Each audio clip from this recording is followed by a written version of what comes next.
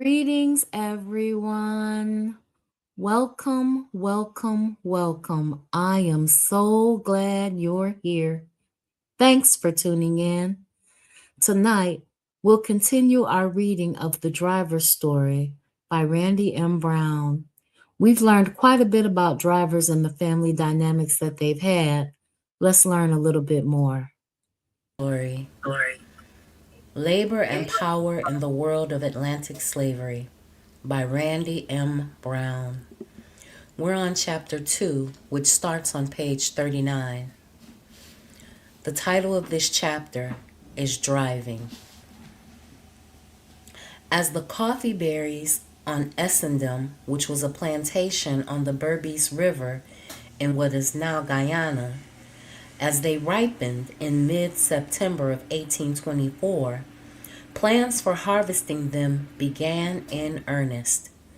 The driver, who was named Tobias, received orders from the manager one evening about the final preparations that needed to be completed over the next few days.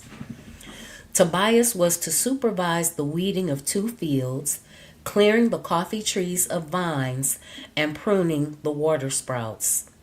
And, since the work was supposedly very light, because the fields had been weeded previously not long before, Tobias was to put only 3 men on each bed of trees, instead of 4, as was customary. That night, Tobias made his rounds among the people he supervised. What does that remind you of? He told them what to expect the next day, and no one objected. When he went to sleep that night, he had no way of knowing that the following morning he would face a crisis. Shortly after daybreak the next morning, Tobias walked into the first of the 2 fields, dissected by 4 long rows of coffee trees, and blew his horn to call the gang to order.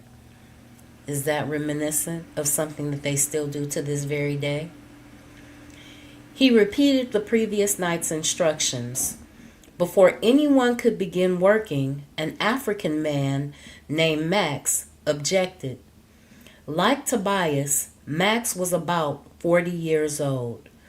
"Brothers, you hear the order that is given," Max called out. "None of us must go to 3 to a bed," he insisted, "but 4 of us." Tobias, like other drivers, was not one to shrink from a challenge. "You stand in my face, hear me give order, and you change it," he responded. "Do you want the people not to hear me, but to hear you?" he demanded. Tobias threatened to report Max to the manager, but Max remained defiant, and the other people, following his instructions, began working 4 to a bed. When the overseers made their rounds a short time later, Tobias still had not regained control. He told them what had happened, and they told him to march Max to the manager's house. Tobias began to do so, but only made it a few paces. Turning around, he saw that he was being followed by the whole of the gang, men, women, and Creoles, which might have meant children. Tobias demanded to know what they wanted. Their response made clear their determination to stand in solidarity with Max. "Before you carry that man home," they said, "better for us all to follow you." What had begun as one man's protest had become a wave of defiance. The showdown on Essendon was merely one episode of the never-ending labor struggle at the heart of Atlantic slavery. It is now commonplace to say that plantations, or slave camps, were sites of brutal work, continuous resistance, and shocking violence. But such generalizations, as accurate as they are often obscure the nuances of exactly how the plantation labor regime worked on the ground and make it difficult to grasp its true human cost. One way to better understand it is to focus on the drivers at its heart. As enforcers of labor discipline and also enslaved laborers themselves, drivers found themselves at the center of coercion, resistance, and terror, both as perpetrators and as victims. The constant challenge drivers faced in getting other enslaved people, which were people with no incentive to work for their enslavers, to comply with the labor regime was captured by a series of records created by the British imperial government in the early 19th century. As part of a broader effort to ameliorate colonial slavery through new mechanisms of surveillance, slave owners or their representatives in several West Indian colonies were required to keep punishment record books. Those records document the various offenses that individual enslaved people supposedly committed and the resulting punishments that they endured.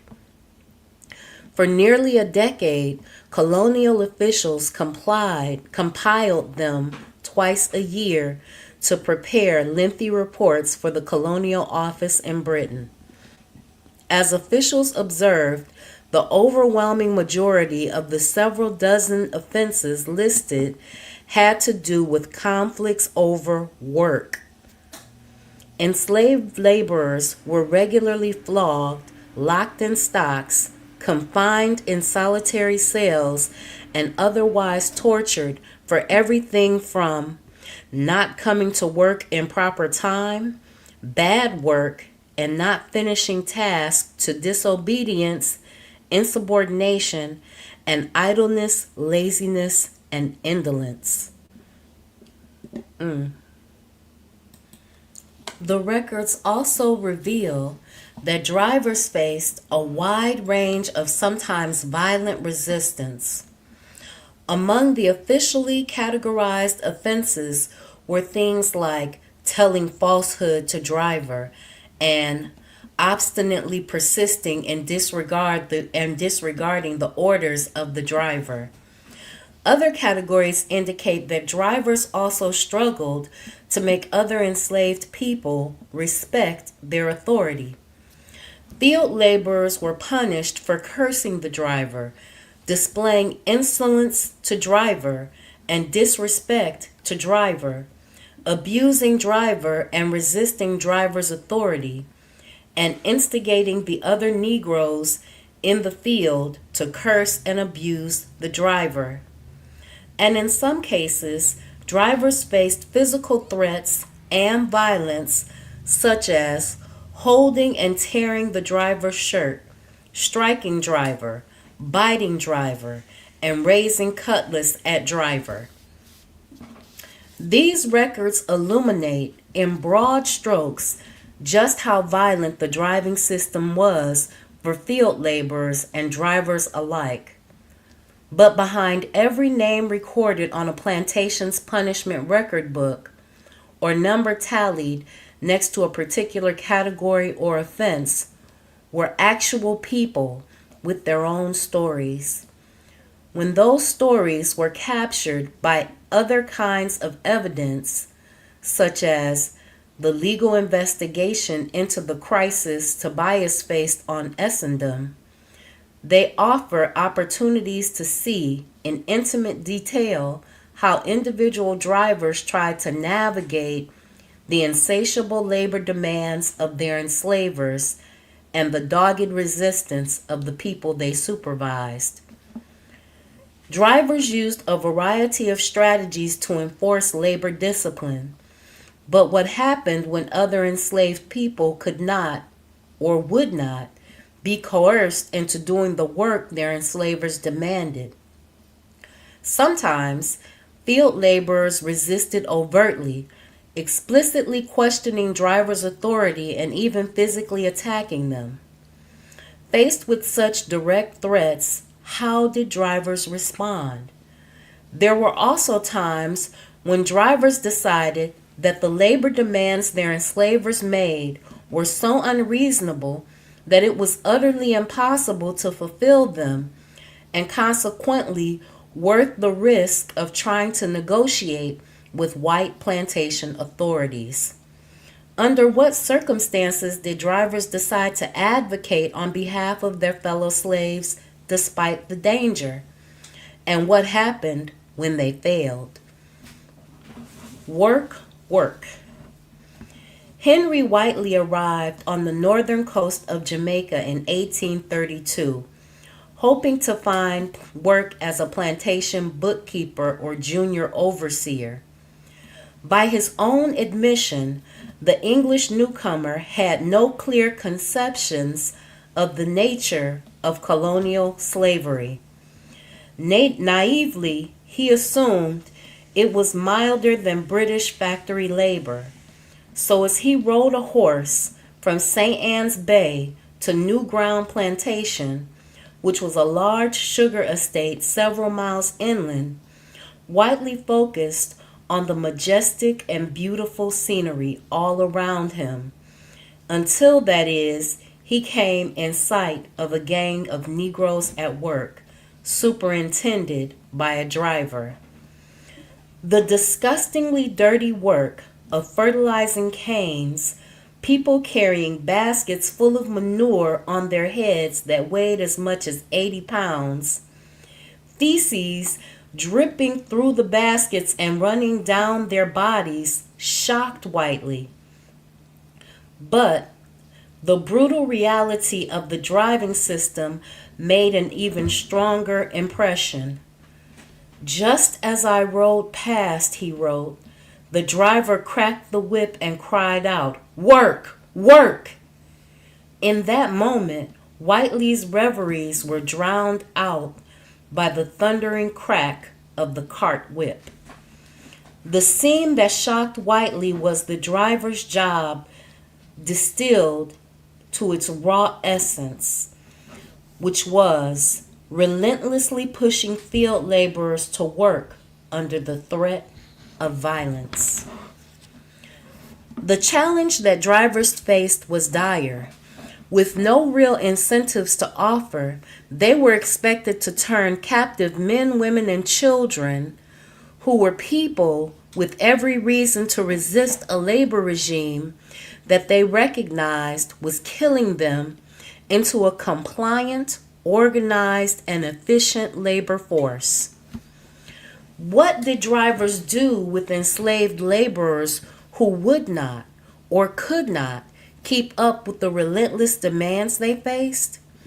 In part, they turned to the same tools their enslavers favored, which were terror and violence. One driver from late 18th century Barbados, when asked how he had the heart to strike a person so hard, explained simply, "If I did not beat him, he would not work." Decades after the U.S. Civil War, a former driver in Louisiana remembered that violence was also essential for projecting authority. "I had to whip him," he said. "I had to show him I was boss or the plantation would be wrecked." Doesn't that sound like today, where sometimes the people that look like you are harder on you than other people because they have to show their place? As drivers' recourse to violence was so important that when the Britain Metropolitan government forced several colonies to adopt new slave codes in the 1820s that banned the use of the whip in the field as part of a broader campaign to make slavery less physically violent, drivers continued to rely on their whips. For drivers and the white plantation authorities to whom they answered, the driving system without violence was inconceivable. Drivers have long been associated with the whip for a good reason, but their use of violence was not arbitrary. Contrary to certain sensationalist accounts from abolitionists, drivers did not spend all day flogging or beating everyone they supervised. Instead, effective drivers knew that indiscriminate violence was counterproductive and that they had to calibrate their use of force. Some drivers also found the pressure to brutalize their fellow slaves deeply agonizing, especially when it came to punishing their own family members. As a driver named Henry, accompanied by his wife, told a fellow congregant at a Methodist prayer meeting in Antigua, "It was a horrid thing to have to beat his own wife or sister, and yet he was compelled to obey the orders of his master and could only pray that his fellow slaves and God would forgive him." Surviving evidence suggests that drivers targeted people who posed direct threats to production, including those who failed to adhere to work schedules, those that did not complete the required quantity of labor, or those who performed what drivers saw as sloppy work. Drivers thus relied as much on discretion as brute force to extract labor from other enslaved people. The driver-enforced disciplinary regime began early each morning with a series of rituals designed to force everyone into the same rigid schedule. On most plantations, drivers or the white overseers immediately above them woke enslaved laborers up well before sunrise by ringing a bell, firing a gun, or cracking a whip. Everyone was expected to be in the field, which was sometimes several miles away. Soon after, but usually no later than 5 or 6 a.m. As one driver in St. Christopher, which was a British colony in the Leeward Islands, told officials, field laborers ought to be at their work as soon as they could see to work, the sooner the better, in the cool. There, drivers blew a horn or a conch shell or cracked their whips to call their gangs to order. Before they issued the day's work orders, they conducted roll call. Anyone who showed up late was likely to be flogged on the spot or later that day. Those who were absent would face more severe punishments. The meaning of such rituals was clear. Drivers expected everyone to abide by the same schedule, and anyone who did not would be forced into compliance. Even when field laborers had good reasons for not showing up on time, drivers felt intense pressure to punish them anyway. On a St. Lucian plantation one day in 1831, the drivers were forced to punish several field laborers, mostly women, who did not show up until 7 a.m.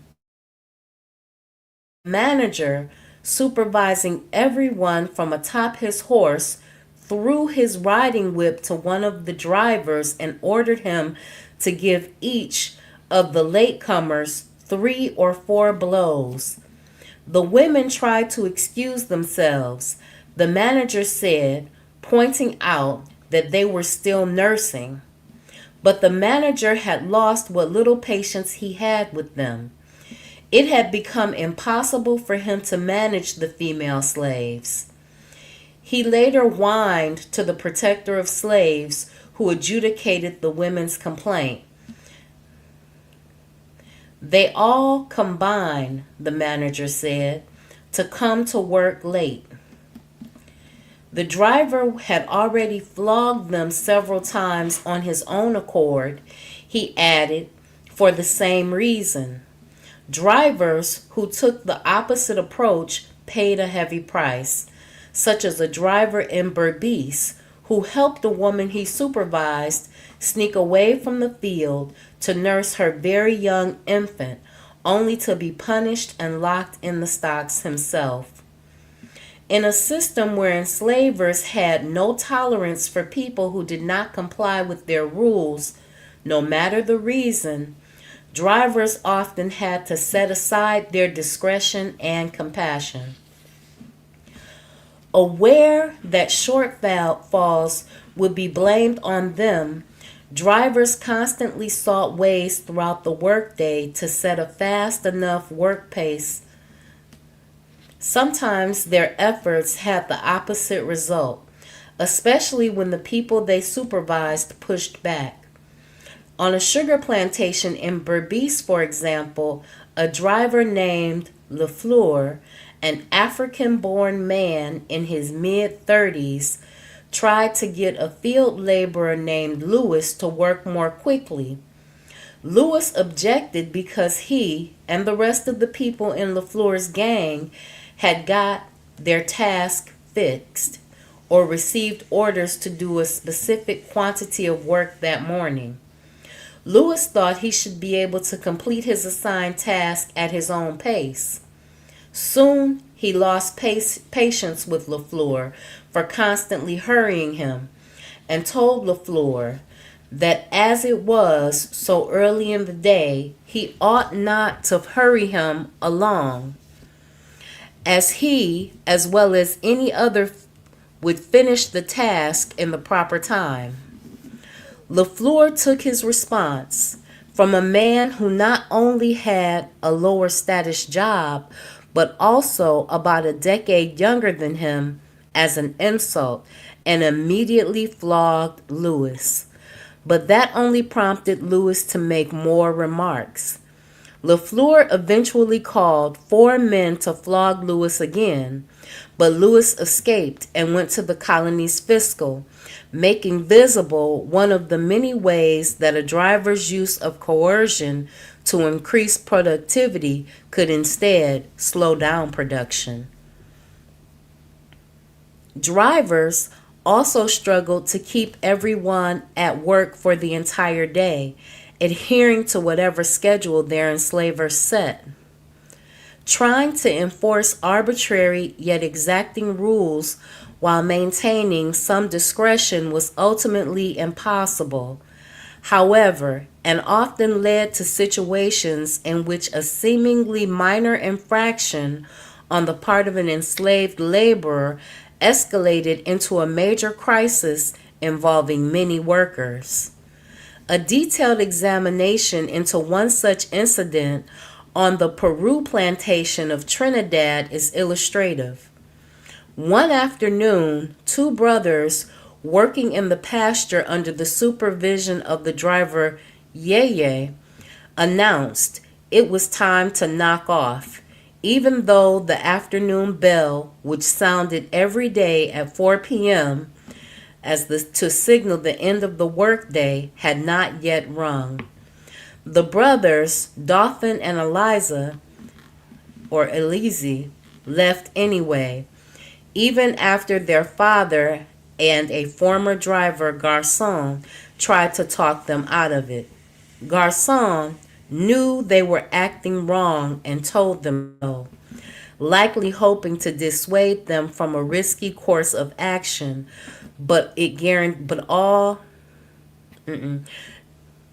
likely hoping to dissuade them from a risky course of action, all but guaranteed to backfire. For Yeye, things got worse when the other enslaved laborers refused to work, taking their cue from Dauphin and Eliza, and then left the pasture. When Yeye told the manager what had happened, the manager saw that it was still several minutes before 4 p.m., confirming that everyone had abandoned their work before quitting time. Yeye accompanied the manager in his search for Dolphin and Eliza and found them at the overseer's house. When the manager asked whether they were the first to leave the field, they replied in an insolent manner, "Oui, monsieur." At that point, the manager decided to seek additional help and rode his horse to the local commandant, perhaps because he wanted to subject Dolphin and Eliza to a more severe punishment than he was legally authorized to inflict, or maybe because he feared things would escalate further without some kind of official backup. He complained to the commandant that Dolphin and Eliza had set the example to the rest of the gang to leave off work contrary to orders. The commandant's investigation underscored the extent to which individual resistance to the labor schedule drivers had to impose could generate bigger problems. Dolphin justified his actions and incited other enslaved people on the estate to resist en masse. He insisted that it had indeed been 4 p.m. when he left the pasture, as indicated by the bell toll on another plantation, and that he left because he felt hungry and his stomach was not the stomach of the other Negroes. He denied having told the others to follow him and became increasingly agitated, speaking with too much violence, while the commandant reproved him for his language. Dolphin said with a loud voice that he would sooner die than give up his right. He continued to behave with increased violence and insolence. More problematic for Yeye and the manager, Dolphin's conduct was much approved by the gang, who had assembled outside the Peru house to support him. At this point, Yeye was called upon to help deal with Dolphin and restore order. Before long, the noise and uproar became so great that the commandant ordered Yeye to lock Dolphin in the stocks. Later, Dolphin would receive 25 lashes for gross insubordination.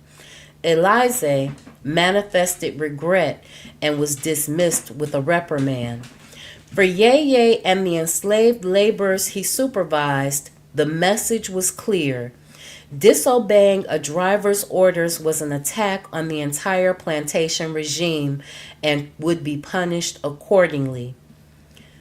Throughout the workday, drivers aimed to complete whatever quantity of work their enslavers demanded by closely supervising the people below them and cajoling, threatening, or whipping all they determined were not working as hard or as fast as they could.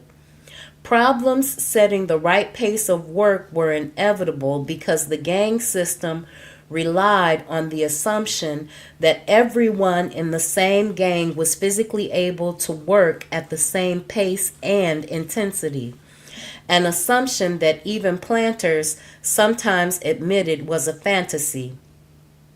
According to Barbadian planter William Dixon, for example, a major disadvantage of gang labor was that an equal task must be performed in the same time by a number of people who, it is next to impossible, should all be equally strong and dexterous. And while a driver was sometimes obliged, Dixon continued, to set such Negroes as can keep up with the rest to work in a separate corner by themselves, drivers too often tried the effect of flogging. Henry Whiteley similarly observed drivers in Jamaica march up to those who have fallen back in their work and flog them to further exertion.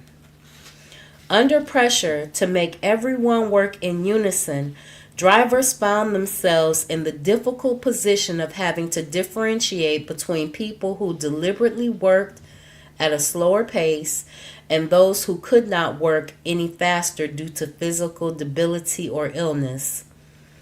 Or, as the abolitionist James Stephen put it, drivers had to contend with the frequent impossibility of distinguishing between real and pretended incapacity for labor, especially when an enslaved person said he or she was sick.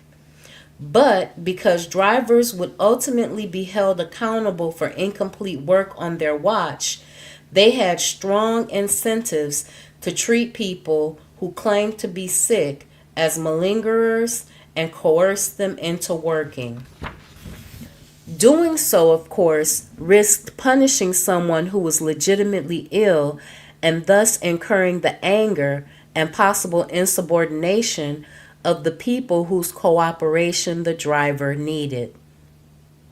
Such dynamics were at play one morning on the Mons Repos sugar plantation in Demerara when the driver, Lamore, was approached by an enslaved man named Joe who said he had a fever.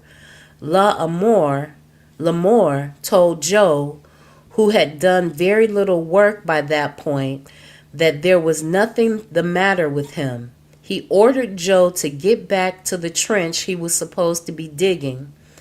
Instead, Joe remained talking up on the dam. Lamore begged him once again to do his work because he knew he was not sick, but Joe refused to dig. Eventually, Lamore had a teenager take Joe to the manager with the instructions to report that Joe had trifled all that morning away and now pretended to be sick. The manager had the overseer lock Joe in the boiling house, brick cell, until the following morning. After his release, Joe went to the protector to file a complaint against the driver. Strategically, he claimed that the manager was kind to him and the others on the estate.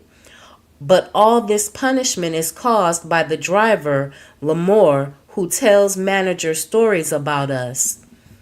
On the same day that Lamore confronted Joe, he had already dealt with another challenge when a different man could not finish his work because the man claimed the task was unreasonable given the conditions. Aulick had been assigned to dig a parapet alongside a trench, but only managed to complete half of his task, which was 3 rods, 2 shovels deep. He insisted it was not his fault, a justification drivers frequently heard. The mud was so soft, Aulick explained, that as fast as I threw it up, it fell back into the trench again. I did my best, but was not able to do more. Lamore, however, did not believe him and did not care. Besides Joe, the other field laborers seemed to have no trouble completing their work, so Lamore apparently blamed Aulick rather than the difficulty of the task itself. He locked Aulick up in the dark house for the night and reported him to the manager, who gave Lamore orders to flog him the next day before sending him back to work. Drivers could afford little patience for people who would not or could not keep up, even when it came to women who were pregnant. Take, for instance, the conflict between a driver named Jose Raymond and an enslaved woman named Anne on Trinidad's La Soledad sugar plantation. Anne was working in the mill when Jose Raymond came and told her the work she was doing was not enough. She responded that she could not do more because she was not well and was also 5 months pregnant. Jose reacted by beating and kicking her, which caused her great pain. Was he indifferent to Anne's plight? Did he see her explanation as insolence? Or did he have orders from the manager not to make any accommodations for people who were sick or pregnant? Such behavior on the part of drivers inevitably provoked a response, thereby interrupting the work routine. And when an enslaved mason named Juan Joseph intervened, telling Jose Raymond to stop kicking Anne because she's pregnant and he might hurt her, Jose Raymond turned on him. He began to curse Juan Joseph's father and mother and other family members. And when Juan Joseph told him that he ought to not curse people in that way, Jose Raymond grabbed him by his shirt collar and said he was going to beat him. The two had a scuffle, and after Jose Raymond succeeded in throwing Juan Joseph down, he went to the manager. The manager backed his driver, blaming Juan Joseph for having commenced the row, and abused the driver and had him flogged. Anne's own appeal to the manager also backfired. He ordered the driver to put her in the stocks and gave her 3 blows with his fist on the head, she said.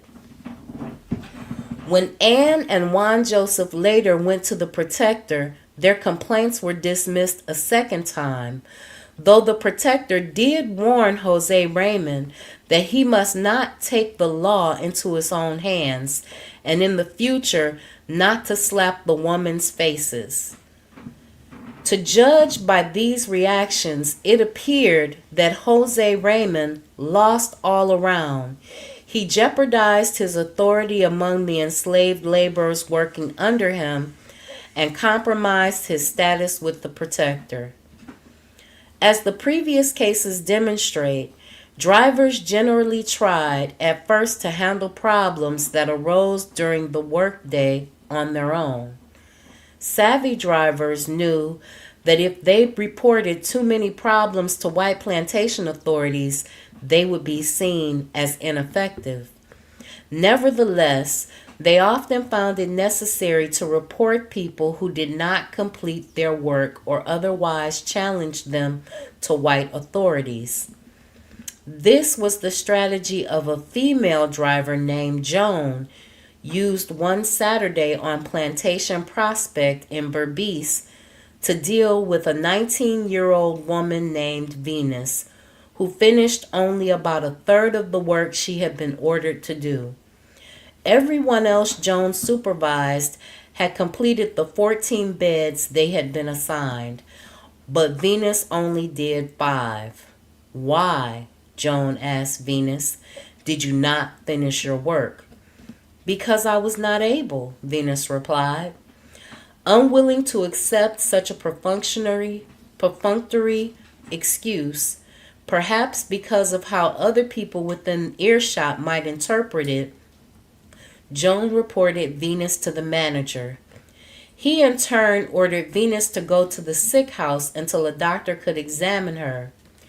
When she resisted being confined there and fought the sick nurse, the manager sent her to town so that she could be locked in the barracks or jail because it was not safe to keep her on the plantation. Drivers like Joan recognized that reporting troublemakers to higher ups could both shift blame for shortfalls away from the drivers to the people they supervised and help them reassert their authority by publicly demonstrating their ability to mobilize the disciplinary power of the plantation regime. Drivers also had to deal with enslaved laborers who tried to leave work early by tricking them into thinking they had finished their task. Late one afternoon on a sugar plantation in Berbice, the driver of the woman's gang, named Lewis, noticed something strange. The women had been cutting sugar cane and stacking it in individual cords so that Lewis could monitor each person's progress. At some point, the sticks marking the size of a woman named Margaret's cord had been moved by which the measurement was altered, essentially reducing the quantity of cane Margaret needed to cut.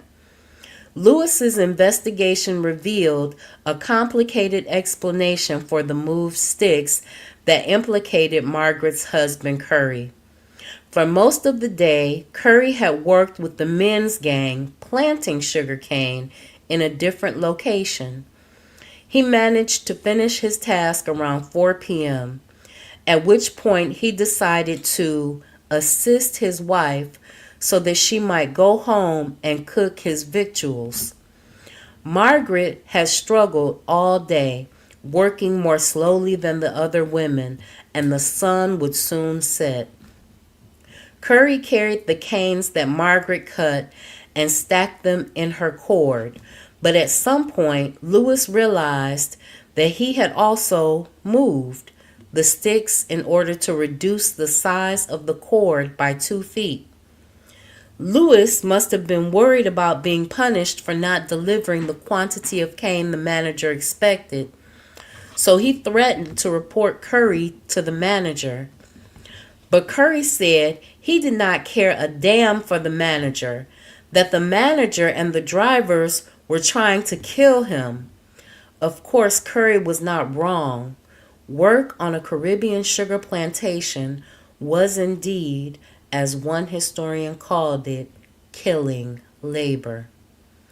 Nevertheless, Lewis and another driver who overheard Curry refused to tolerate what they saw as insolence and reported Curry to the manager, who immediately had him flogged. When Curry appealed to the protector and claimed that he had been unjustly punished, the drivers testified against him. So too did the manager, who explained that Curry had been punished for insolence to superiors and cheating the driver out of the work his wife had been ordered to do. Predictably, the protector dismissed Curry's complaint, thus reinforcing the driver's authority. For drivers, getting the day's work done meant not only making sure that everyone under them stuck to the schedule and finished the entire task, but also that work on their watch was done correctly. Drivers knew that at some point, overseers, managers, or planters themselves would inspect the work, and if it was sloppy, drivers would be held accountable. In this precarious position, drivers therefore had to be exacting in enforcing quality standards. On one Trinidad sugar plantation named Orion, a driver named Orion took issue with the work of an enslaved woman named Felicity. During his inspection in the field, Orion pointed out some weeds that had not been cleared, which was a routine part of the driver's job, and the issue might have ended there. But Felicity told him it was not in her task. It's not my job. It's not in my job description. Greetings, forecast. Thanks so much for tuning in. I'm so glad you're here. We're almost done with this chapter. We got about another 40 minutes to an hour to go. They began to argue, and ultimately Orion struck her in the face and pushed her down, and then put her into the lockup house for 4 days. A man named Daniel on the plantation over Yesel in Berbice faced a similar problem when he noticed that the men he had ordered to clean the canal dams had done it in such a careless manner. Daniel ordered them to do it over again, but one of the men said he would not do it over on any account. When he refused again, even after Daniel emphasized the necessity of redoing the work, Daniel reported him to the manager for disobedience and insolence. A similar conflict developed on a different Berbice plantation, Utile et Pace Abel, when the driver Pitt found fault with an enslaved man named James for not paying attention to his work. James cut 6 of the 12 beds of cane he had been assigned that day, but left several canes on the beds uncut. So Pitt ordered James to go back and cut those that remained. James later claimed that he told Pitt he would return and cut them after he finished all 12 beds, but Pitt ordered him to do it at once, threatening to report him to the manager if he did not, at which point he complied. Pitt, however, said that James refused outright to cut the canes, and that even when he cut them himself and tied them to a bundle to help out, James did not obey his order to carry the canes away. James not only refused, Pitt added, but also became so abusive that he reported his conduct to the manager. James was confined overnight and flogged the next morning for not doing good work and for insolence to the driver. Afterwards, when the manager denied James' request for a pass to go to the protector, telling him to wait until the next day, when he was headed to town himself, James became very outrageous, according to the manager, and then ran off. Following the manager's order, Pitt chased him, brought him back to the plantation, and locked him in the sick house stocks. Due in part to the disruptions and slowdowns that their struggles with field laborers created, drivers faced a constant struggle in trying to make plantations productive.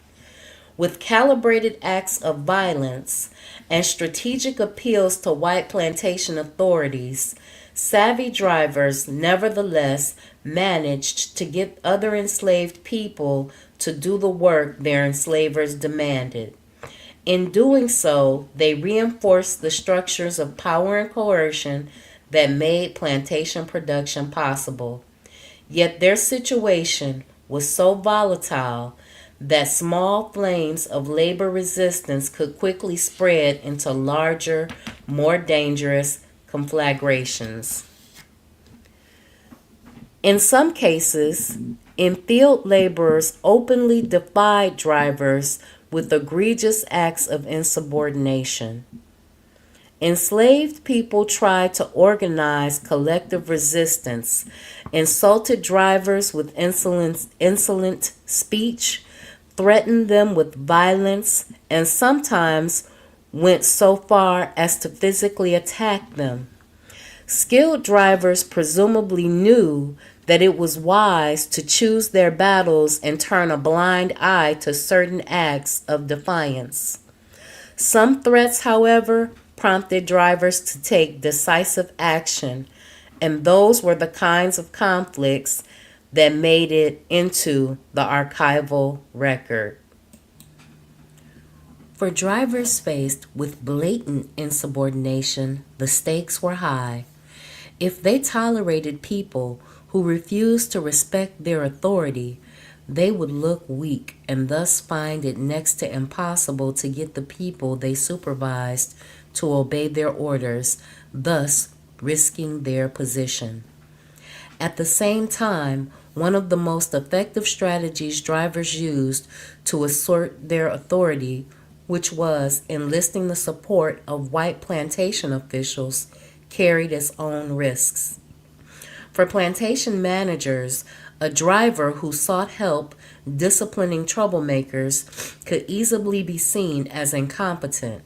How then could drivers respond to insubordination in ways that both reasserted their authority over the people below them and maintained the confidence of the people above them? One obvious form of insubordination that drivers knew they could not ignore involved field laborers who tried to organize collective resistance, in other words, a union. Take, for instance, the case of an enslaved man named Welcome, on the coffee plantation Vryburg in Berbice. According to the fiscal's investigation, Welcome, a Berbice-born man in his early 30s, was a riotous, insubordinate character and was always the head man when anything was going on the estate. In short, Welcome was exactly the kind of person who created problems for drivers.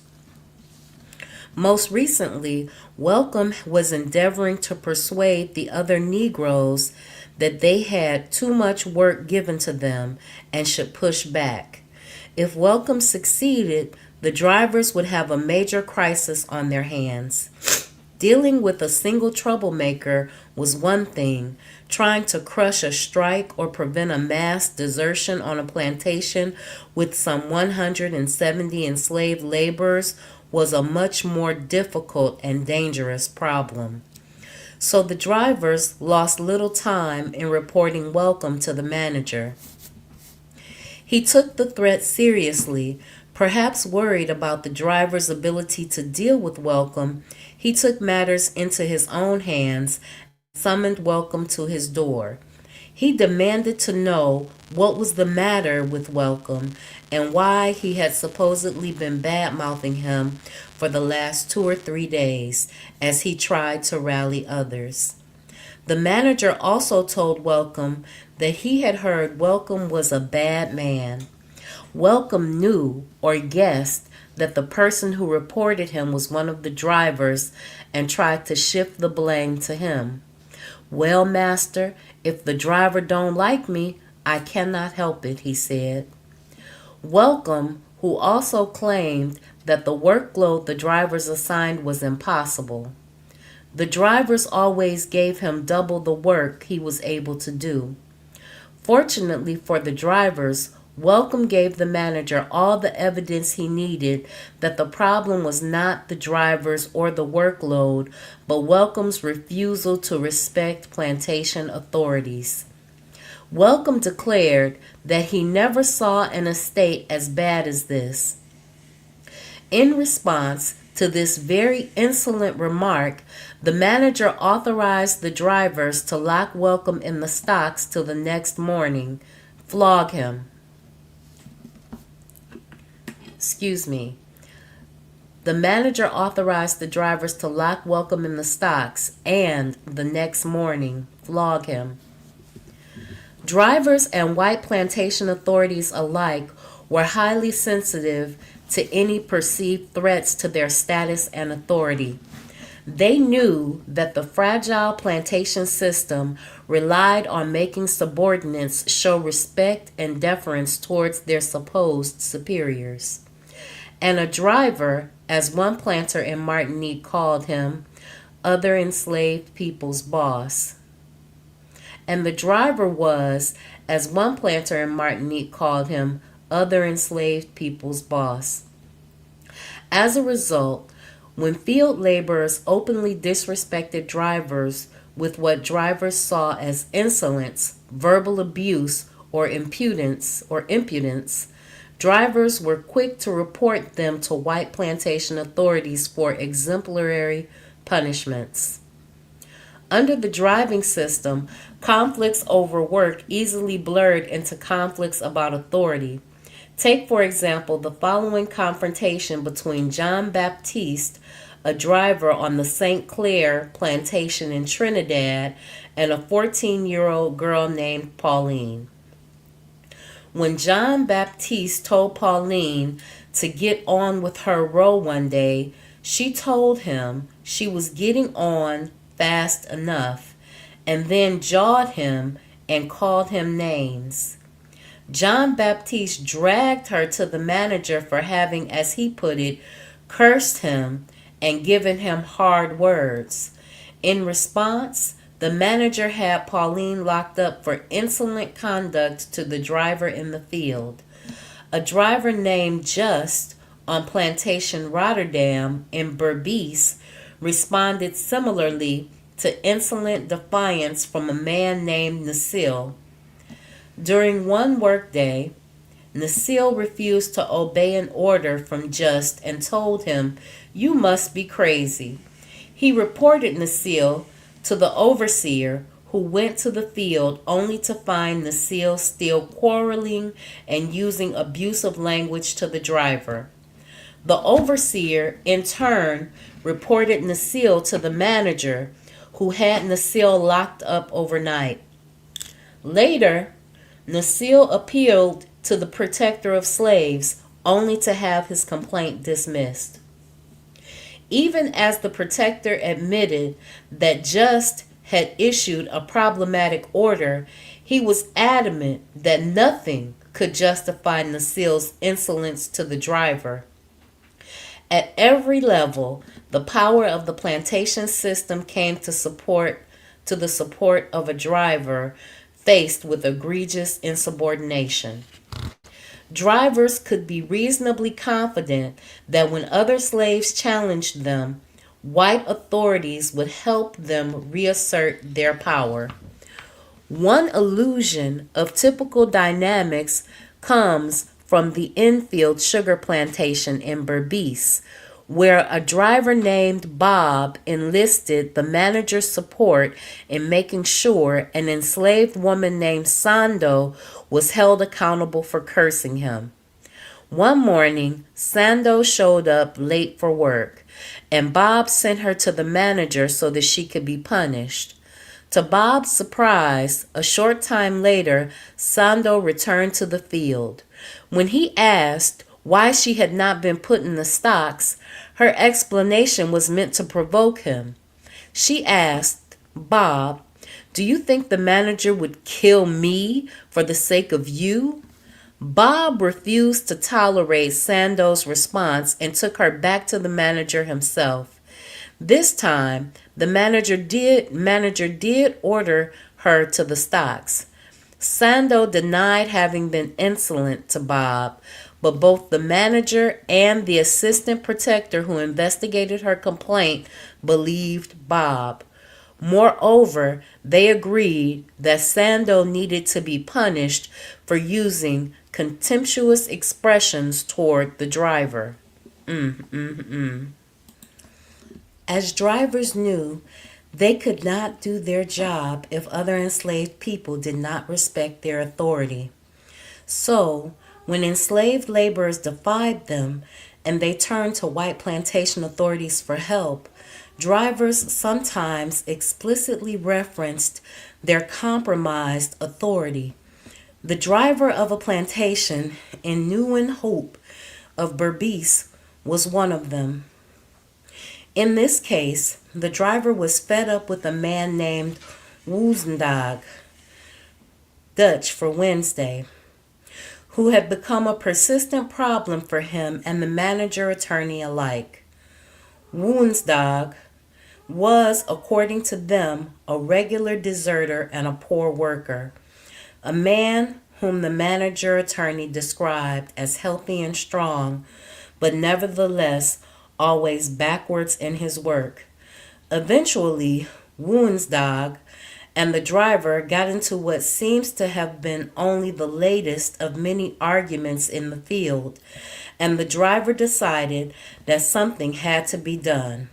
"You are a lazy bugger," he told Woensdag, "and constantly going to the fiscal to complain, and whether you are on or off the estate, we don't care." The driver then told the manager attorney that what had passed in the field, emphasizing the need to hold Woensdag accountable for everyone's sake. Strategically, the driver emphasized that Woensdag posed a threat not only to him but to the plantation's white authorities too. He reported that when he had ordered Woensdag to do his work, Woensdag had replied, "Neither you nor the overseer nor the manager shall speak to me this way."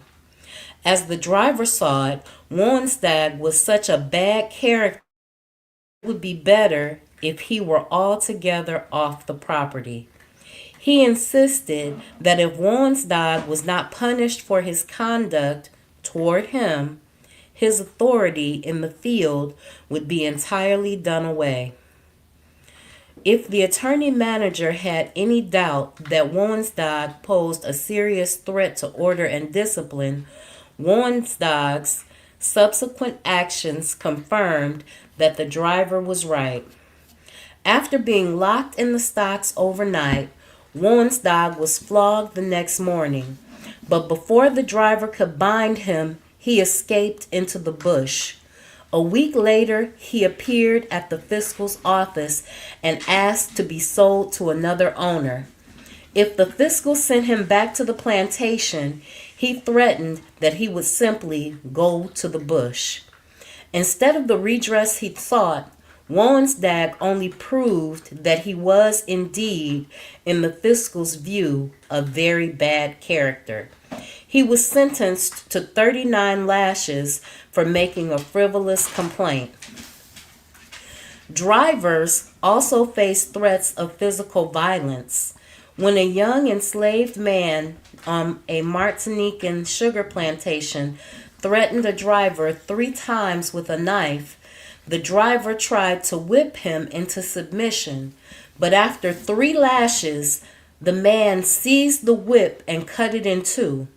When the planter found out about this violent act of defiance, he had the young man given 29 lashes and fitted with an iron collar.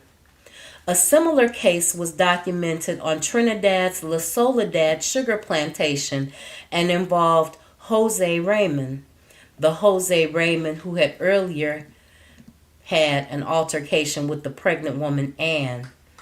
One afternoon in 1834, when Raymond passed along the manager's orders to the cane-cutting gang he supervised, a man named Isaac told Raymond that he would see him damned before obeying his orders.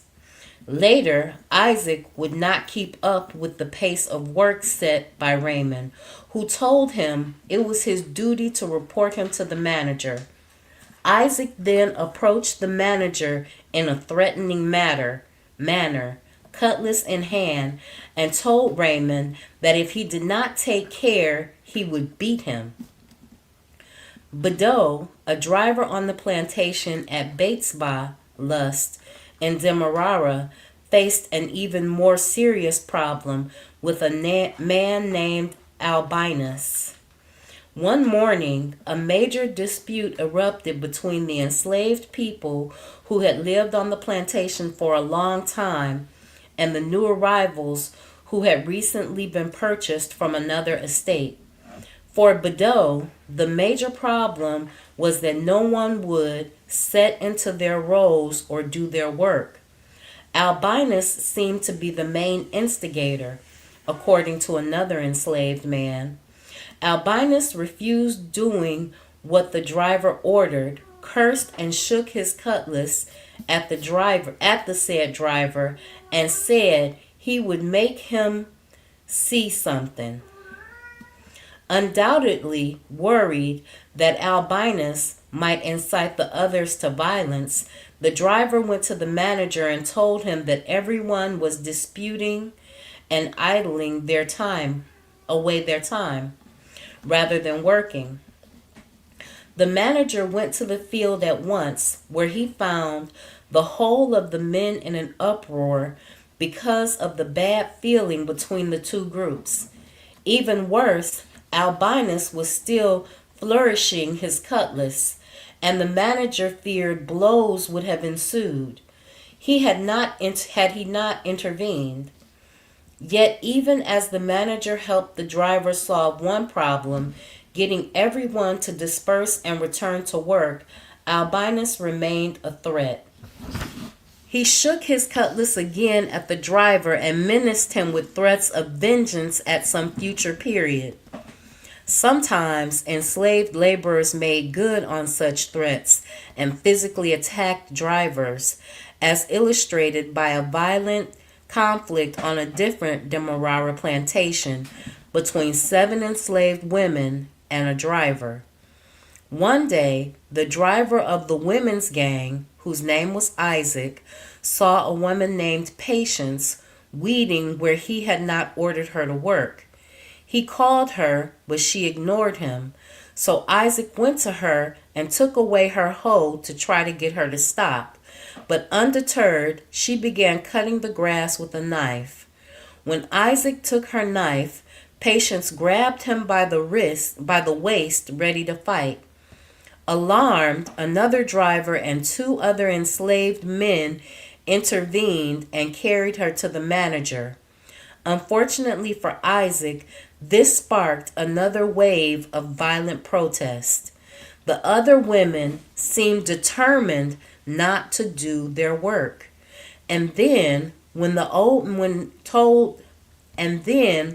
he told a woman named Molly that if she had known the others would refuse to work, he would have left them with the manager rather than leading them to the field, Molly grabbed his shirt and tore it off.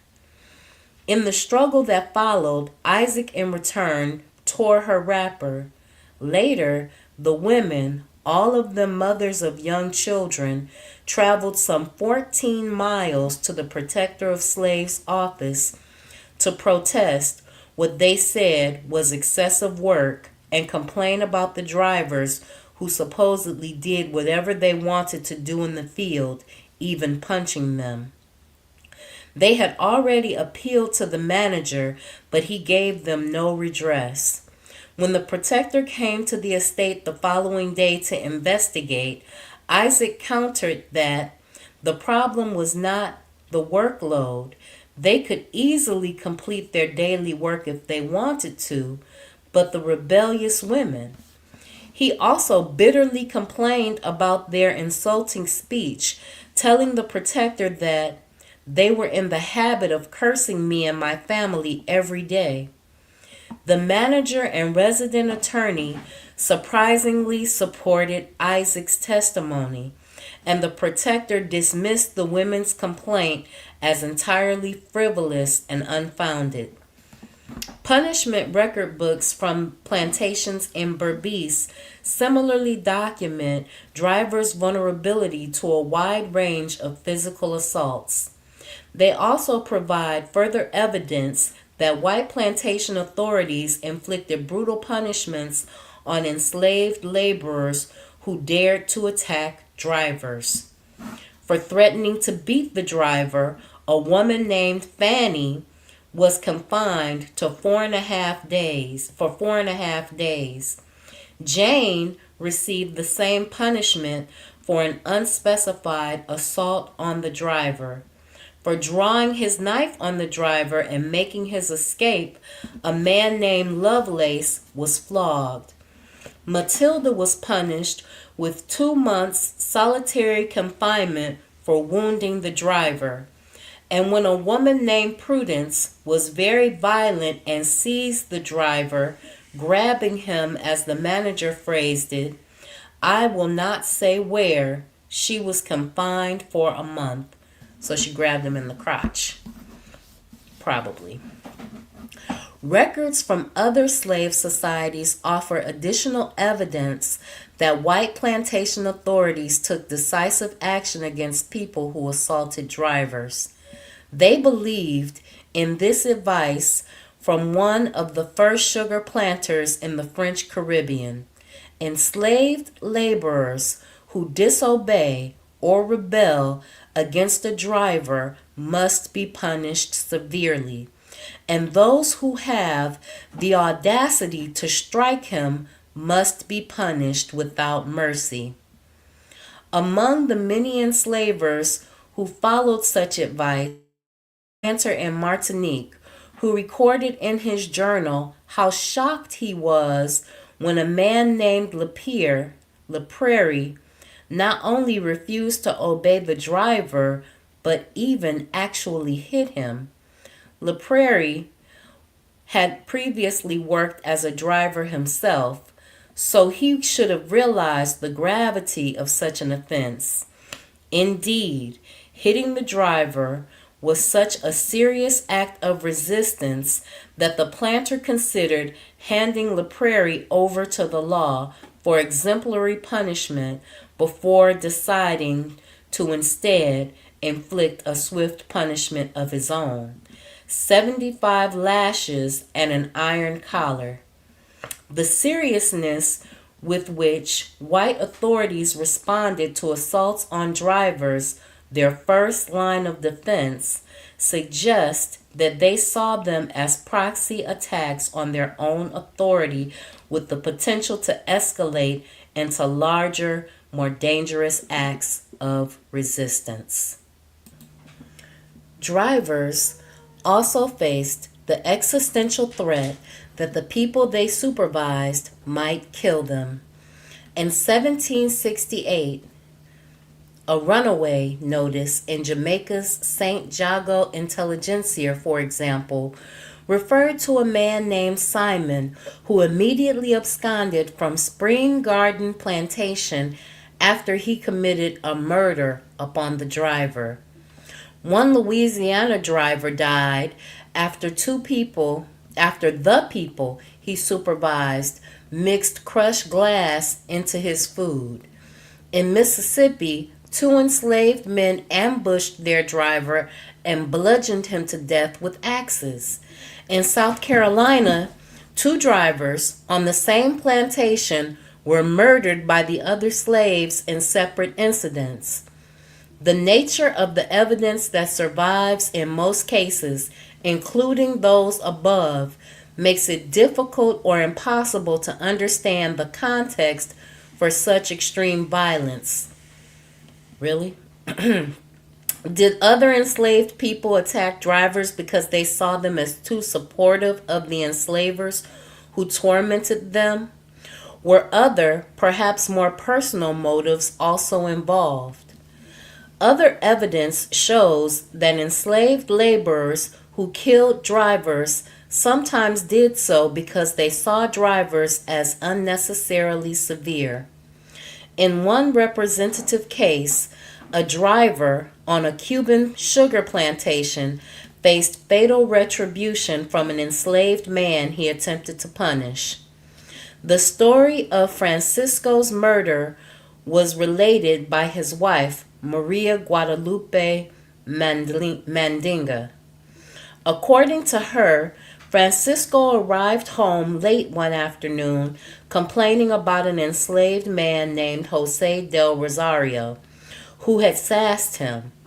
A short time later, Francisco went out to find Jose and put him in the stocks. But according to another enslaved woman who witnessed the confrontation, Jose told Francisco he was not going to the stocks and pulled out a dagger or knife. When Maria tried to break up the ensuing struggle, Jose stabbed her in the thigh and then went on to stab Francisco, leaving him for dead. Jose was then, when interrogated by colonial authorities, first claimed that he killed Francisco because Francisco was going to punish him for no legitimate reason. But Jose ultimately admitted that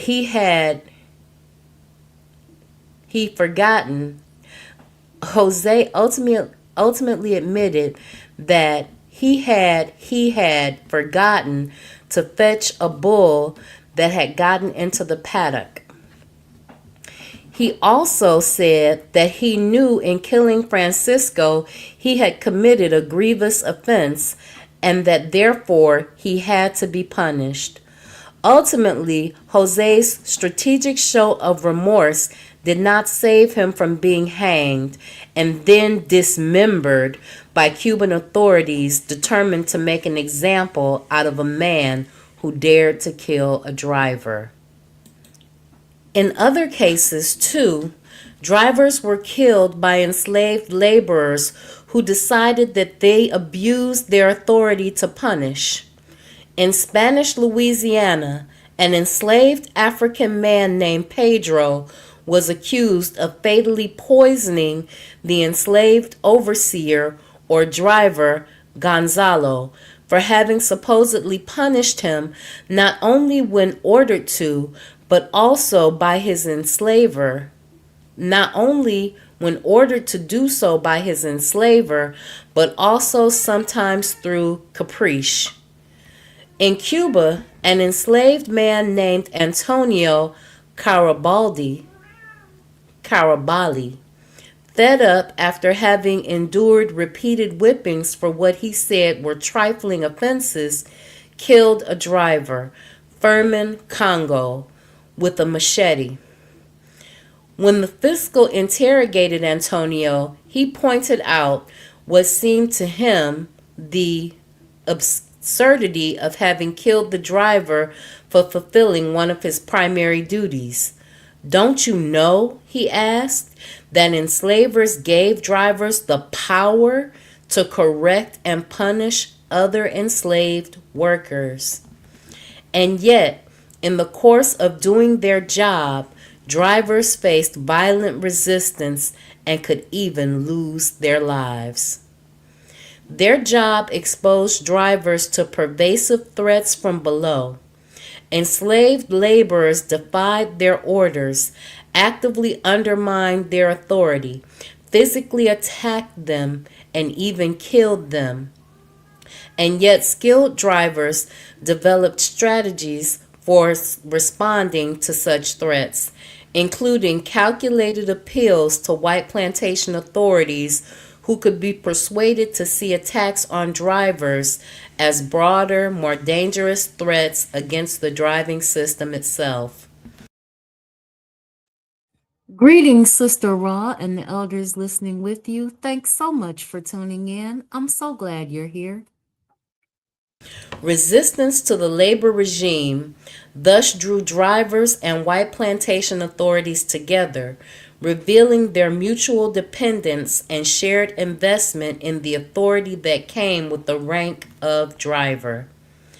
In enlisting the support of their enslavers to crush resistance from other enslaved laborers, drivers also implicitly reinforced structures of power that were never designed to help them and ultimately had profoundly negative consequences for all enslaved people. Sometimes, however, drivers recognized that no matter what kind of coercion they used, getting the people they supervised to do the work their enslavers demanded would simply be impossible.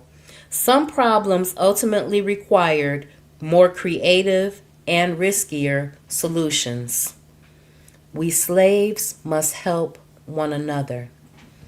Drivers worked hard to satisfy white plantation authorities, but there were times when they realized that they were doomed to fail. In some cases, the workload itself was excessive. Other times, extenuating circumstances were at play. Under such conditions, the typical power dynamics of the driving system shifted. Drivers gave up on trying to meet demands from above and instead allied themselves with the enslaved laborers they supervised, taking part in enslaved people's ongoing struggle to negotiate the terms of their labor and aiming to maintain whatever authority they had among the enslaved. The problem, of course, was that white plantation authorities had no interest in setting reasonable workloads or deferring to drivers' judgment. As a result, drivers' attempts to negotiate labor expectations or otherwise stand up for other slaves could lead to volatile confrontations. Faced with such challenges, what options did the drivers have? One strategy drivers used when given an impossible workload was to simply force the people they supervised to work all day without rest. Doing so allowed drivers to avoid direct confrontation with white plantation authorities, but came with its own risks. Making people work without breaks was a major violation of custom and, in some places, of law. Enslaved laborers were also quick to assert their right to rest. The following case from a Berbice sugar plantation named Highbury illustrates how some drivers nevertheless made people work without breaks and more broadly underscores the countervailing pressures drivers faced. In this case, an enslaved man named Jan Brock complained to the protector of slaves along with 9 other enslaved laborers that they had too much work. The breaking point came on New Year's Day when a woman named Samba died and her friends and family were forced to work as Samba was buried by strange Negroes from another plantation. According to Brock, every day they worked from 6 a.m. until 6 p.m. without getting the legally required 2 hours intermission or breakfast time, which was supposed to be from 11 a.m. until 1 p.m.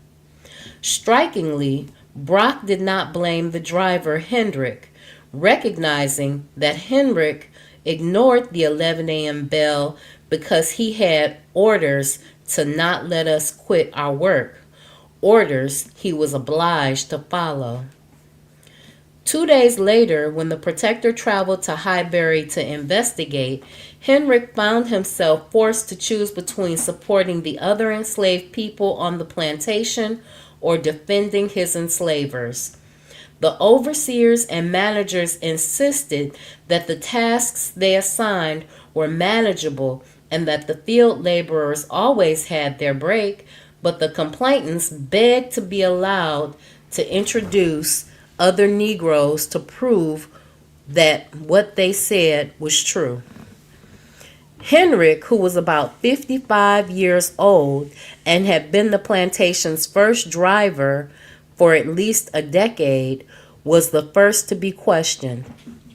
Despite the major risk, he sided with Brock and the others, testifying that the bell was rung every morning at 5 a.m., that they were in the field at sunrise, and that they had to work through the 11 o'clock break to make it home by 6 p.m. Even then, most people could still not finish their task. Only the best workmen of the estate, he said, could complete their daily task.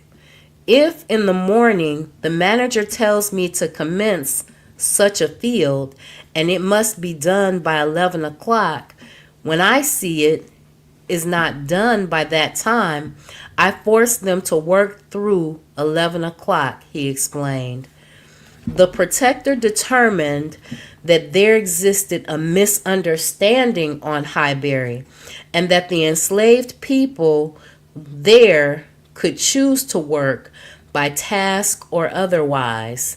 They responded that they were willing to do any task work if it was given as on other sugar estates, but that their task work exceeded that of other estates by far, and that if they finished their task one day by 4 o'clock, it was increased the next day by the manager to as much as keep them constantly at work till 6 o'clock in the evening.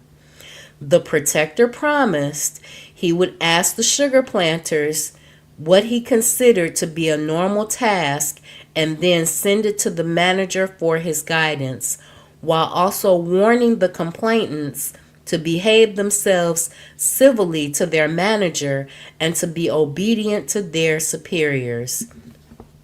Otherwise, he threatened, he would be obliged to chastise them severely.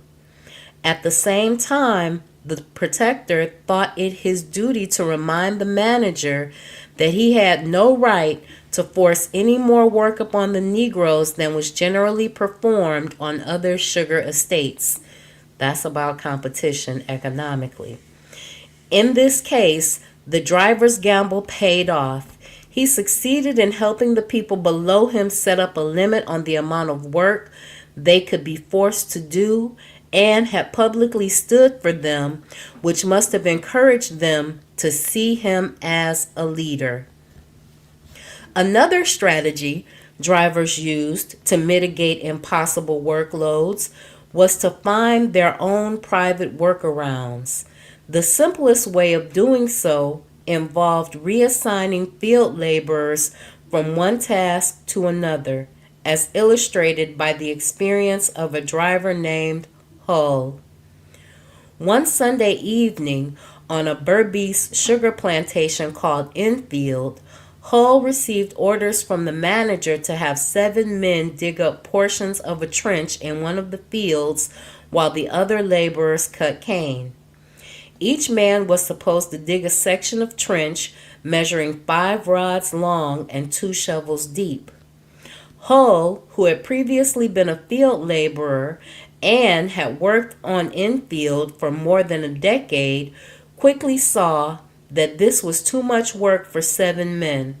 So he reassigned 3 men from another gang in an effort to make the workload more reasonable, which likely enhanced his authority among the people below him. Hull's decision, however, backfired when the plantation manager came to inspect the work several hours later. The manager found fault with Hull's modifications and called him a stupid driver, trying to humiliate him in front of the people whose respect he needed, and then ordered another man to flog him. Hull begged that he be spared, promising not to modify work arrangements again, but his pleas fell on deaf ears.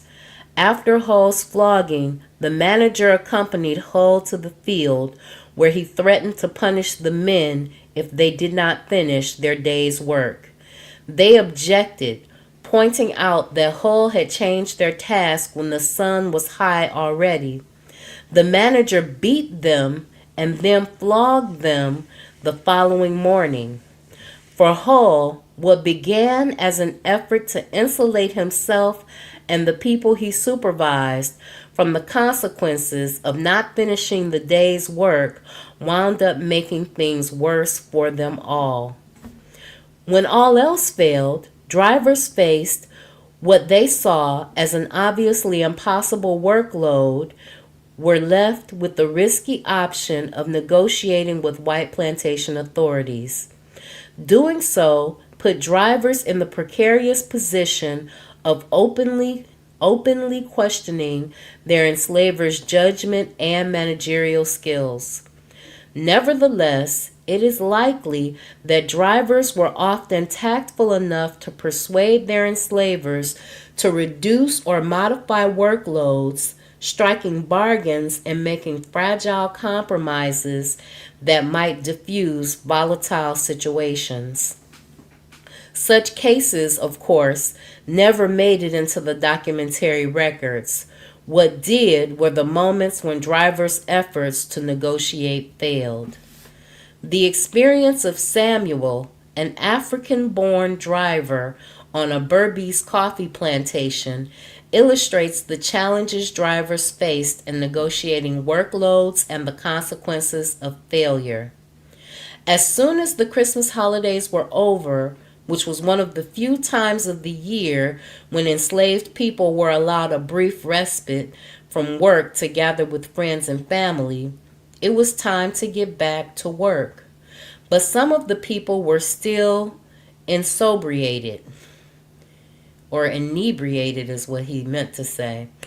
Others were no doubt hungover, and many therefore were unable to finish the large task they had been given. When their owner gave them a similarly large workload the following day and expected them to finish the incomplete work from the day before, Samuel objected. It would be impossible, he told their owner, to finish so much work in one day. Even Samuel himself, who was accustomed to work in the field, could not accomplish it, and he knew that the others, especially the women, could not either. Like any other driver, Samuel was in a much better position than his owner to know what constituted an impossible task. About 40 years old, he had likely worked on plantations in Berbice or elsewhere in the Caribbean for most of his life. His owner, in contrast, had been a short time in this colony and never,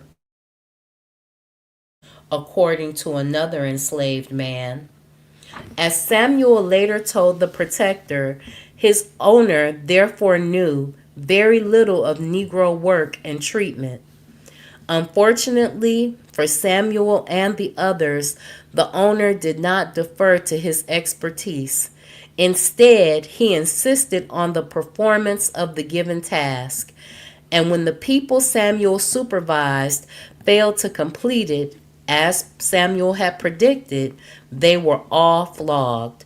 Shortly afterward, in another desperate move, Samuel joined another man named Esther in making a complaint to the protector about the impossible workload, as well as the lack of food and clothing allowances and the constant floggings they endured.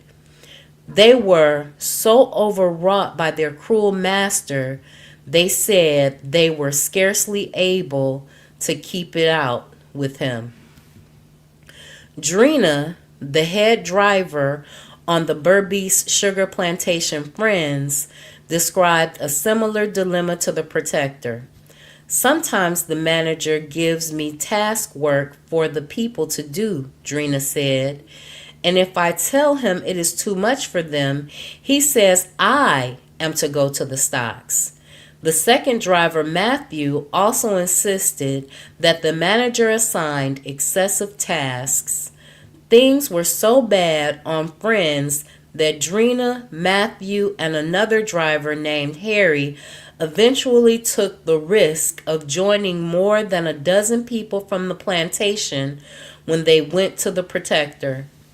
According to their spokesman, Bimba, they were not given the time allowed by law for food and rest during the day.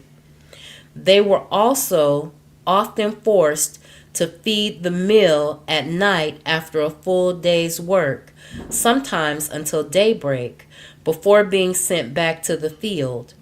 Predictably, the manager denied that the workload he assigned was excessive, insisted he never prevented anyone from taking their breakfast break, and claimed Drina had been put in the stocks for having deceived him by passing over slaves who neglected their work. If the last accusation was true, Drina may have well been trying to quietly protect the people under him from being unfairly punished for not completing impossible tasks. The protector dismissed their complaint and decided to make an example out of Drina for having encouraged them rather than crushing their collective bargaining efforts. While everyone else was merely reprimanded, Drina was given 40 lashes. A final set of challenges drivers faced when their enslavers made egregiously impossible labor demands involved the problem of punishment. Under normal circumstances, white plantation authorities ordered drivers to punish enslaved people who failed to complete their work, and drivers followed orders. But there were times that drivers viewed particular punishments as unjustified or excessive, and in such cases, drivers sometimes intervened, openly or clandestinely. Either way, they did so at great personal risk. Sometimes, enslaved laborers about to be punished appealed to drivers for protection, as illustrated by an incident on a Trinidad sugar plantation in 1834.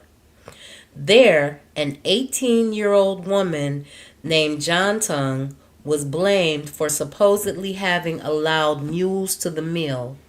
When the manager ordered her to the dark hole, she ran to the driver and asked him to intercede.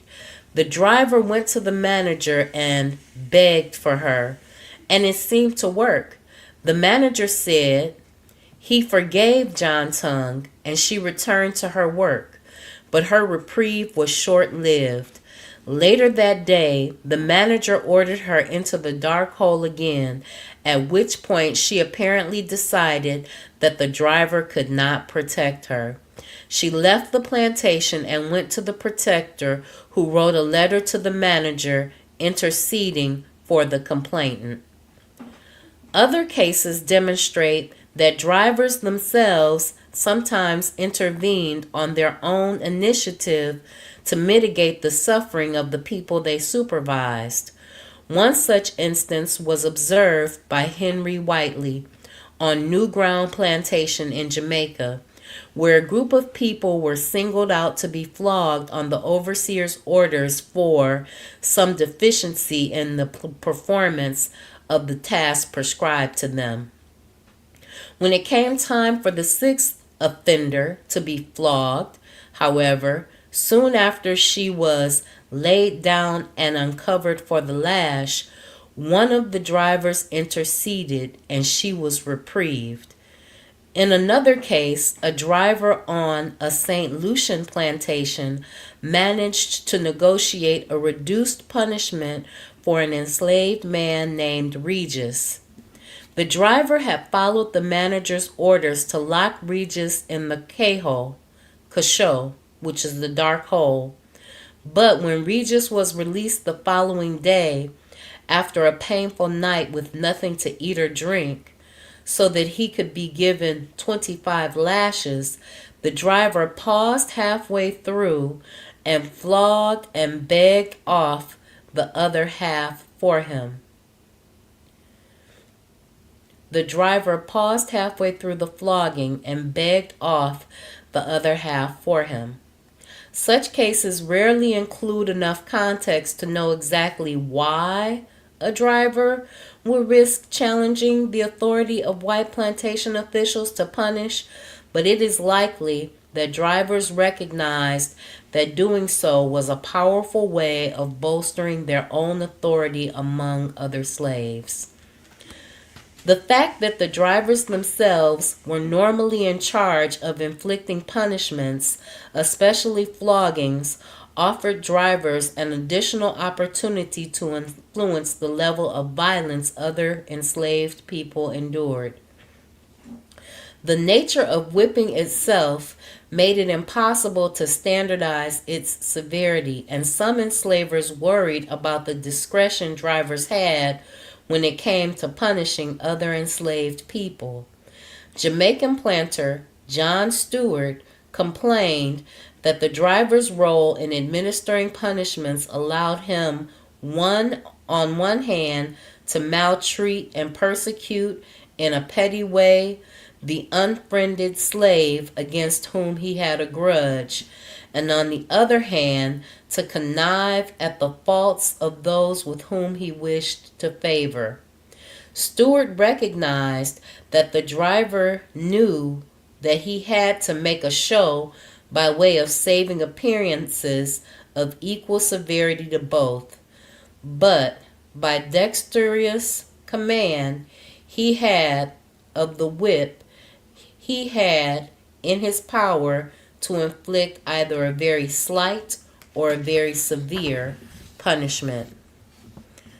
For drivers, being able to strategically calibrate the level of violence they used against other enslaved people enhanced their power. Some drivers took pride in their mastery of the whip, such as a driver in Demerara named Abraham, when called to respond to a complaint from an enslaved carpenter whose body showed very severe marks of punishment, boasted about the damage he could do. "I flogged him hard," Abraham said, "the same as I do the others." He continued, "I can crack the whip well and make it cut like a knife." What Abraham did not say was that he also had the ability to manage the whip in such a way that it caused minimal physical harm. Some drivers' discretionary power to mitigate violence came to light. On a Berbice, sometimes drivers' discretionary power to mitigate violence came to light. On a Berbice cotton plantation in 1821, a driver tried to spare several men he had been ordered to flog. He believed that they had done nothing wrong. One Sunday morning, the driver, an African-born man named Watson, who had previously worked as a carpenter, was asked by the manager if the cotton was dry enough to gin. Watson said no. According to one of the men, the manager said, "Never mind, I want the cotton ginned," he demanded. "And if they mash the seed, I will cut their off at flogging time. I will cut at their asses at flogging time." The men had little choice but to gin the cotton throughout the week. They must have been anxious that their work would not satisfy the sort of manager who insisted that he did not want 49 pounds, he wanted 50 pounds, and that if a single seed was mashed, he did not want the cotton. When the ginned cotton inevitably contained mashed seeds, the manager followed through on his threat and ordered Watson to flog the men. But Watson evidently decided that he would flog them as lightly as possible, which became a problem for him when the men went to the fiscal to complain against the manager. After a routine physical examination, the fiscal asked one of them why the recent punishment did not appear on his body. He explained that Watson had purposely spared him and the others a more severe punishment. "The driver knows we are in the right," he said, "and therefore he does not punish us by cutting us or whipping strongly enough to lacerate the flesh." A similar incident inadvertently became public when an enslaved cooper named Tommy complained to a Berbice fiscal that his owner had ordered 2 drivers to give him 100 lashes, an illegal and potentially lethal flogging. The fiscal became skeptical when he examined Tommy's body and failed to find wounds consistent with such a severe punishment. While the marks of a few lashes were visible, Tommy's wounds did not suggest he had been punished beyond the limits of lashes prescribed by law. When asked to account for the discrepancy, Tommy said he had been favored by the drivers who threw their whips over him rather than cracking them on his body. The driver of the plantation May Delices in Demerara was surprisingly candid about his reasons for mitigating the suffering of the people he had to punish. In one incident, the driver, Welcome, had been ordered by the manager to flog a man named Primo. When Primo complained to the protector that he had been flogged wrongfully, the protector's investigation focused on the details of his punishment. Welcome testified that he tied Primo to 3 stakes in the ground and flogged him in the usual manner with the long whip, and that he gave him 30 lashes, which was double the legal limit at the time and thus a potential problem for the manager. Welcome flogged Primo hastily at first, but the manager said, "I must take my time." Afterwards, he washed Primo's back with rum by manager's orders. Another enslaved man who witnessed the flogging corroborated Welcome's account, but he noted that Primo did not bleed very much and that he could not even tell if the lash had hit him. This disclosure led the protector to ask Welcome if he could swear that every time he cracked the whip it touched Primo. Welcome said no, the whip did not touch him every time. He added, "If I had, he would not have been able to walk." Welcome also offered a remarkable justification. "We slaves must help one another." Such solidarity between drivers and the enslaved laborers they supervised was, of course, exactly what white plantation authorities tried to prevent, since it posed a direct threat to the driving system upon which plantation production and their own safety depended. When drivers determined that the workload they had been given was utterly impossible, they faced a crisis. To avoid being punished or even demoted, drivers had to satisfy the labor demands of white plantation authorities. At the same time, they knew there was only so much labor they could squeeze out of the people below them. When drivers realized that they could not simply enforce orders from above, the ordinary dynamics of the driving system broke down. Under such circumstances, drivers had to choose from a range of bad options: renegotiating labor demands or trying to mitigate the violence other enslaved people endured were likely to enhance drivers' authority within the slave community. But they also jeopardized drivers' relationships with the white enslavers upon whom they relied for their position and sometimes for protection. Drivers struggles to resolve such Drivers struggled to resolve such crises in ways that would allow them to maintain their own authority, and the price they paid when they failed deepen your appreciation of just how impossible the driver's position was. The challenges drivers faced as labor supervisors and the strategies they used to respond to them are encapsulated in the crisis on the Essendon coffee plantation, which began with Max's defiance in the field that morning in September of 1824, and culminated in an uprising that night. The driver Tobias had been ordered to increase the workload beyond what was customary.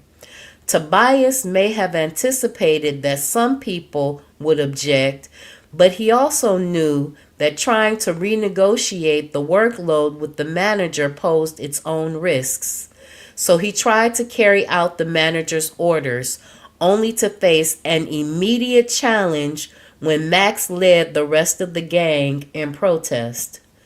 Later that morning, Tobias managed to get everyone back to work, postponing the moment of reckoning until that evening. Around 5 p.m., he blew his horn to signal all enslaved laborers to bring their customary bundles of grass for the plantation mules. When everyone assembled along the brick path at the center of the plantation buildings, men on one side, women on the other, Tobias and the manager were ready to respond to the day's unrest. They tried to contain the problem by individualizing it. Tobias told the manager that Max was the ringleader. The manager ordered Tobias to lock Max in the plantation's hospital's dark hole, but this strategy did not work. As soon as Tobias grabbed Max by his lap to lead him to the hospital, the whole gang, men and women, encircled the drivers and wished to release Max by force. As with their collective action in the field that morning, their defense of Max made clear that the problem was bigger than one troublemaker and that they were united. What followed was a violent melee. As Max wrestled with the drivers to free himself, another man pulled off his shirt, threw himself in the attitude of boxing, and then seized hold to one of the drivers as they tried to drag Max into the hospital. The rest of the gang joined in the struggle, pushing and pulling and using very abusive and threatening language as they tried to liberate Max. At the same time, they showed remarkable restraint. There were more than 200 enslaved laborers on Essendon, and had they chosen to, they could have easily overpowered and killed the drivers, overseers, and manager. Greetings, Anthony McPhail. Thanks so much for tuning in. I'm so glad you're here. We're almost done with this week's reading, but I have some notes and some comments I'd like to share with you at the end. And yet their protest did not become a bloodbath, let alone a full-fledged rebellion. When the exasperated manager, after finally managing to lock Max up along with another particularly rebellious man, asked the others what they wanted, they were clear. "We will all be locked up," they insisted. The manager told them there was no room for all of them. They replied that they would then all go to town and bring the fiscal tomorrow on the estate. Some 60 or 70 of them left Essendon immediately. But rather than going to the fiscal, they went to the plantation's attorney, surprising him at his home around midnight. They complained that the manager had given them more work than they were accustomed to. They skipped over their defiance of the drivers and their efforts to prevent Max from being punished. Meanwhile, the manager went to a militia captain for help.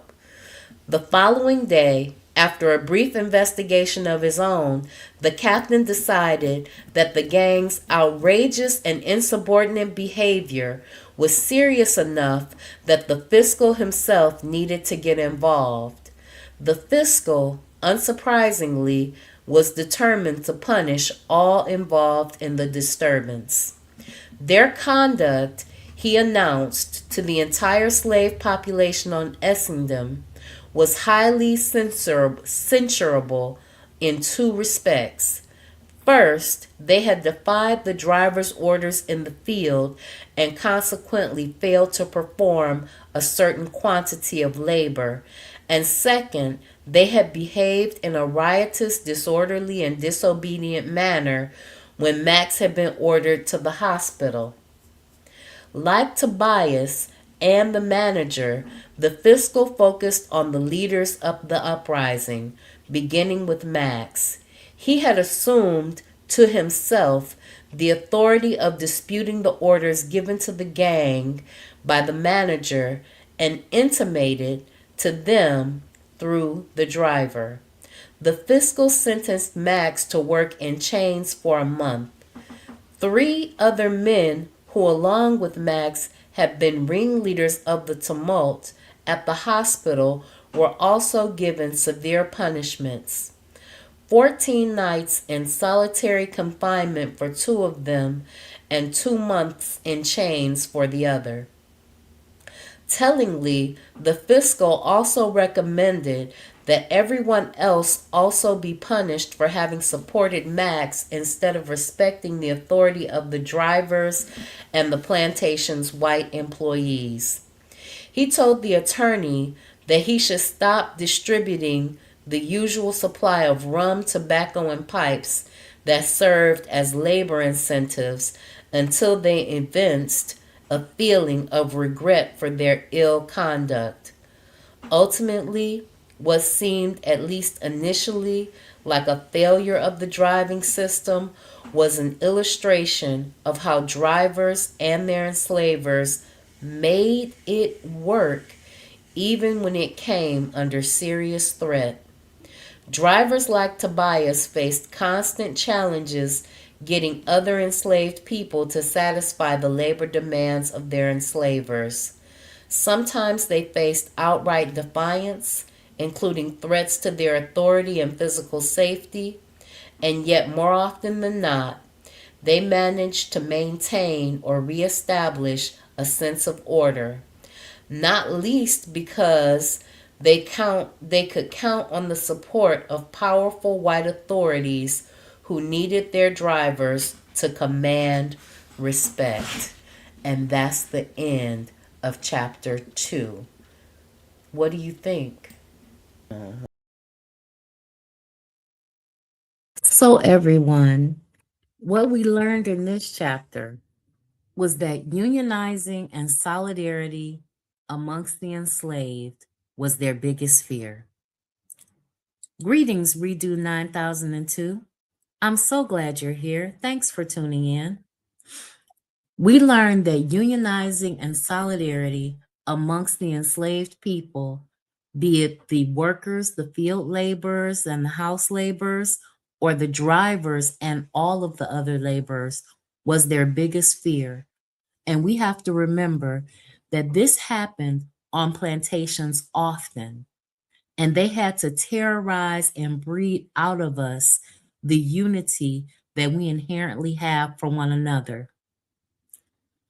When one of us was being punished, everybody in the whole slave gang wanted to know what they were doing and what they were going to do to the person that they planned to isolate and punish, whether they wanted to throw them in the stocks, whether they wanted to lash them, or whatever. And they often demanded that the same punishment be meted out to all of them because they were all one body. You'll also notice that there are several references to African born drivers. I think this is because there is a consciousness shift that happens once you are an enslaved person on the plantation. Because if you're foreign born, and this is still true to this day, if you're foreign born, you have a different world view.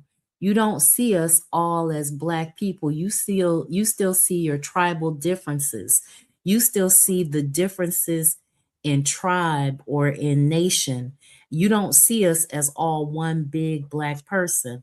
As close as we've come to that in the driving system is when they try to align nations together to help overthrow the regime.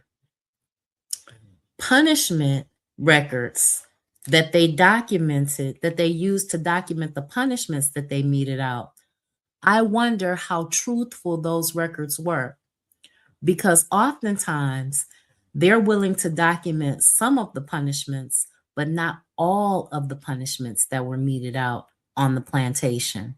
Plantation owners had no incentive to tell the truth because if they overpunished their Negroes, then they would be fined by the fiscals, right? Drivers were not actually respected. They were at times feared, but ultimately they were often challenged by the enslaved population under them. They often were killed by the enslaved people. They were cut, they were poisoned by the enslaved people under them. So, being a driver, while it was a powerful position on the plantation, and when you could raise up a child to look to the driver as the most powerful Black man or woman on the plantation, in practice, being a driver was a dangerous job, right? Drivers were completely psychologically committed to the success of the plantation, and they had to be in order to do their job because they beat their family members and they even sometimes boasted about their prowess with the whip. They beat their wives, their children, their mothers, their brothers, their cousins. They beat their family members and the other enslaved people, but they were put in a position where they were forced to beat their family members, and they would boast about how well they were able to use the whip. And you have to understand also, many resistance efforts on the plantation were organized by women for better working conditions. They wanted an opportunity to nurse their young, to work less hours, to not be beaten while pregnant. They wanted the system to work for them. One of the biggest takeaways I have about this book is that white people perceived slavery as simply an employment situation, and they often, until they saw it in practice, saw it as an employment situation that was better than the employment situations they had available to them in Europe. Because when they talked about Whiteley and his observations of the driving system, he was shocked and thought, oh my goodness, this is what I'm getting into. I just came to be a bookkeeper. I didn't know that these people had feces on their head that they were spreading in baskets that they were spreading to fertilize the ground, because he wasn't looking at the practical day-to-day operations of what it took to run a plantation. He had idealized slavery, like many white people had, and romanticized enslavement, not looking at the day-to-day challenges of actually being on a plantation. We also are reminded that the legal system and military has been used against us at every step of our life on this side of the world, because the fiscals never sided with the enslaved person, almost never sided with the enslaved person, and they often solicited the help of the military to put down rebellions. Forecast says we look for things to keep us divided. We do look for things to keep us divided. We look for small differences. We look for petty, insignificant differences instead of our overall experience as African people in the world, as Black people, as people of color in the world who have a similar set of experiences and stories. Everybody got a story about how somebody in their family ran away from one area of the country to another to escape oppression and persecution. Everybody has a story about someone in their family that had some conflict with a white person and had to leave town.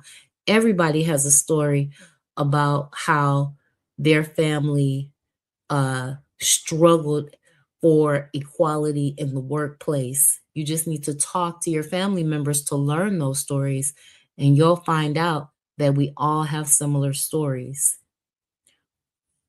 During our enslavement, during the plantation system of enslavement, we had our own tactics to try to turn whites against whites and whites against drivers, often by telling them that their egos were being attacked. So when we look at the fact that one plantation owner would try to drive his slaves harder because he wanted to make more profit, but that was something that the fiscals and protectors of slaves said he couldn't do. He had to set the working hours and abide by the working hours. He had to give them their 2-hour break in the middle of the day. He had to do certain things, and if he didn't, he had to pay a penalty. Now, what's true is that most enslavers would rather pay the penalty and the fine versus actually abide by any rules or laws or any limitations on their right to lord over their enslaved people, right? Drivers were ultimately seen as proxies for white authorities, and white authorities were basically seen as ordained by God to rule over Black people during plantation enslavement. So that means that drivers were ordained by God to punish us. And these are the consciousness and the thoughts that people had about the plantation system, right? Enslaved people saw their rights as divine rights given and granted by God as well. And many would sooner die than give up their rights. So there are all of these, I have this divine right. God gave me this right. You got the right to this. You have the right to that. You have the right to food, rum, shelter, clothing, and a portion of whatever profits the owner is willing to give you, which often could mean a significant portion because drivers lived well. Some drivers lived better than some white people, right? But they just could never be free. Slavery was about no choice in employment. And some people, when they appealed to the fiscal to have themselves sold off to another plantation, they were whipped even more ferociously and fiercely by their owners and by the fiscal because you don't have the right to challenge who owns you. You had no personhood on that level. Even though there are statements and documents where they refer to them as men and women, and they recognize their male and femaleness, they did not recognize their personhood and their ability to be individual human beings with the rights of a fully actualized human. So, what did you guys think? Did you like that story? Did you like that? We'll be reading chapter 3 next week on May the 5th. I want to thank Sister Raw, the forecast. Redo 9002, welcome. I'm so glad you're here. Anthony McPhail and anyone else that's live listening tonight. I know that Bawana Haguziki is listening. Koku from the Bitter Medicine Podcast is listening. KW Don 7 is listening. Real Black Gentleman is listening. And so many others and you. Yes, you, dear listener. You are listening. I value you and appreciate you. I thank you for tuning in, and I'll be back on May 5th to continue our reading of chapter 3. Thank you so much for tuning in. Have a great night, guys. Peace.